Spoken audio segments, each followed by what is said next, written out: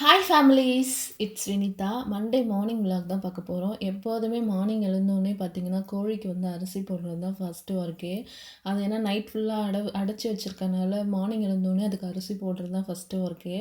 அதை முடிச்சுட்டு 2 நாளாக வந்து பார்த்திங்கன்னா மழை வர மாதிரியே இருந்தது. கடவுளெல்லாம் வேண்டிட்டு இருந்தோம் மழை வரக்கூடாது மழை வரக்கூடாதுன்னு. ஏன்னா வயலில் வந்து அறுவடை முடிஞ்சு வைக்கோல்லாம் பார்த்திங்கன்னா அப்படியே கிடந்தது. மழை வந்துச்சுன்னா எல்லாமே வந்து வேஸ்ட்டாக போயிடும், நஷ்டமாயிடும்னு சொல்லிட்டு கடவுள் தான் வந்து காப்பாற்றினாரு. லைட்டாக வந்து மழை 2 நாளாக வந்துட்டு இருந்தது. ஆனால் அதிகமாக வரல. அதிகமாக வந்திருந்ததுன்னா அந்த வைக்கோல் வந்து யூஸே ஆகாமல் போயிருந்திருக்கும். அப்புறம் காய வச்சனாலும் அதோட கலர் வந்து சேஞ்ச் ஆகிடும். நல்ல வேளை மழை வராமல் இருந்தது. அன்றைக்கி தான் வந்து வைக்கோல் வந்து போர் போடுறதுக்காக ஆள் சொல்லியிருந்தோம். அவங்க வந்து போட்டுட்டு இருந்தாங்க. நாங்கள் அப்படியே சைடில் வந்து சமைக்கிறதுக்கு ஸ்டார்ட் பண்ணிட்டேன். அன்றைக்கி வந்து கத்திரிக்காய் சாம்பார் வச்சுட்டு பொரியல் வந்து கீரை பொரியல் செய்யலாம்னு சொல்லிட்டு அம்மாட்ட வந்து கீரை வந்து ஒடிச்சிட்டு வந்து கொடுத்துருந்தேன். எப்போதுமே வந்து பார்த்திங்கன்னா எனக்கு மார்னிங் வந்து ஒரு நாள் மோர் எடுத்துப்பேன், இல்லைனா ஒரு நாள் கருவேப்பிலை ஜூஸ். இது 2மே வந்து மாற்றி மாற்றி எடுத்துப்பேன். எனக்கு வந்து டீ காஃபி ஹேபிட் வந்து கிடையாது. எப்போவாது தலைவலிச்சா மட்டும் தான் குடிப்பேன் நான். லெமன் ஜூஸு கொஞ்சம் உப்பு போட்டுட்டு கருவேப்பிலையை நல்லா அடித்து எடுத்துட்டு இந்த மாதிரி ஃபில்ட்ரு பண்ணி சும்மா அந்த உப்பும் லெமன் ஜூஸும் நல்லா கரையிற அளவுக்கு ஒரு 2, 3 தடவை ஆற்றிட்டு குடித்தோன்னா டேஸ்ட் வந்து சூப்பராக இருக்கும். உடம்புக்கு வந்து ரொம்ப ரொம்ப ஹெல்த்தி அண்ட் ஹேர் க்ரோத்துக்கும் ரொம்ப ரொம்ப ஹெல்த்தியானது. நான் இதெல்லாம் பண்ணுறதுக்குள்ளேயே அவங்க ஜஸ்ட் ஒரு 1/2 ஹவர்லேயே பார்த்தீங்கன்னா வைக்கோல் போர் வந்து போட்டு முடிச்சிட்டாங்க. ரொம்ப ஃபாஸ்ட்டாகவே போட்டு முடிச்சிட்டாங்க. ஒரு ஆளுக்கு வந்து ரூ. 500 அது சம்பளம் அன்னைக்கு கொடுத்துருந்தோம். இந்த ஒர்க்கு பண்ணிகிட்ருக்கும்போதே குழம்பு வந்து ரெடி ஆயிடுச்சு. அடுத்தது வந்து அம்மா பொரியல் பண்ணுறதுக்காக கீரை வந்து உருவிட்டு இருந்தாங்க. எனக்கு கீரை பொரியல், குழம்பு எல்லாமே ரொம்ப ரொம்ப பிடிக்குங்க. ஆனால் எனக்கு பெரிய டாஸ்க் என்னென்னா, இந்த கீரை உருவுறதே எனக்கு சுத்தமாக வராது. நான் செய்யணுன்னா மார்னிங் செய்யணுன்னா நைட்டே வந்து நான் அந்த மாதிரி நான் வந்து ஒரு ஒரு இலையா தான் வந்து எடுத்துகிட்ருப்பேன். எனக்கு அந்த கீரை உருவுறது மட்டும் வரவே மாட்டேங்குது. கீரைலாம் ஆஞ்சு வச்சுட்டு அதுக்கப்புறம் வேர்க்கடலை வந்து வறுத்துக்கலாம்.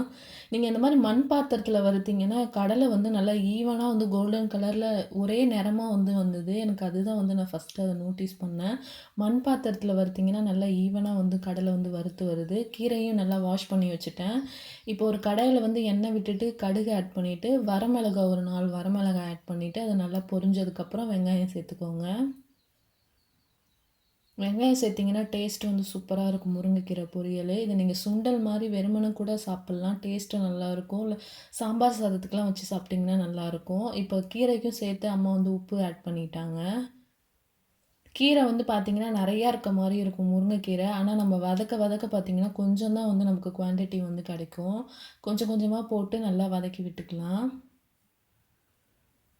சீக்கிரமாக செய்கிறதுனா அது கீரை பொரியல் வந்து நம்ம டக்குன்னு ஒரு 10 நிமிஷத்துலேயே வந்து பண்ணிடலாம். இப்போ கொஞ்சமாக மட்டும் தண்ணி சேர்த்துக்கலாம்.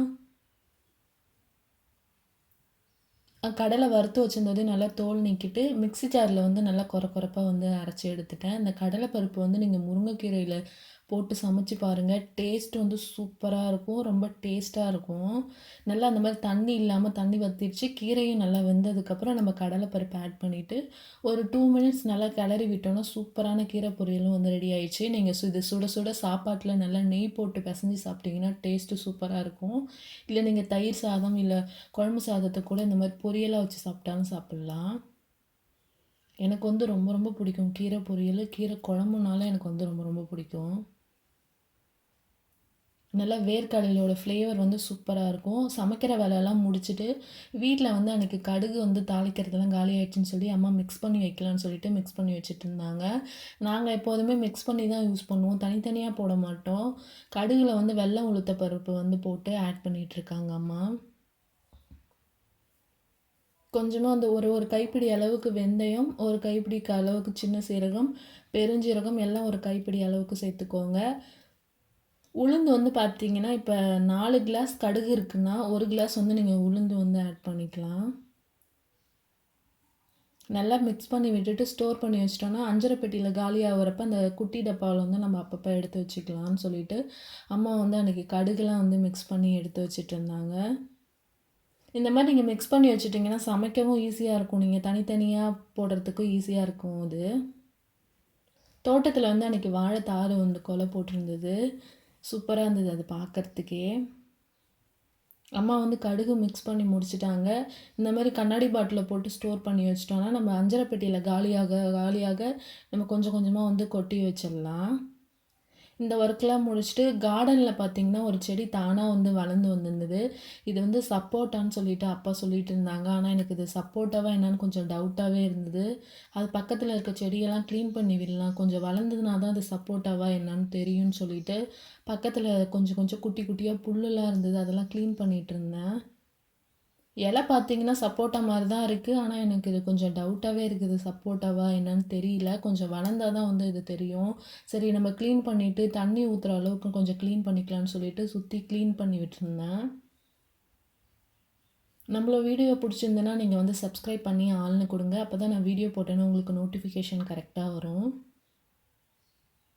இந்த மாரி சுத்தி கிளீன் பண்ணி விட்டுருந்தோம்னா, தண்ணி ஊத்துனா கொஞ்சம் தேங்கி நிக்கும். அது வளர்றதுக்கும் ஹெல்ப்ஃபுல்லா இருக்கும் தண்ணி ஊத்துனோம்னா.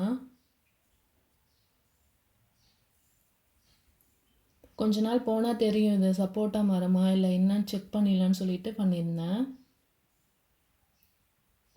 டாடா!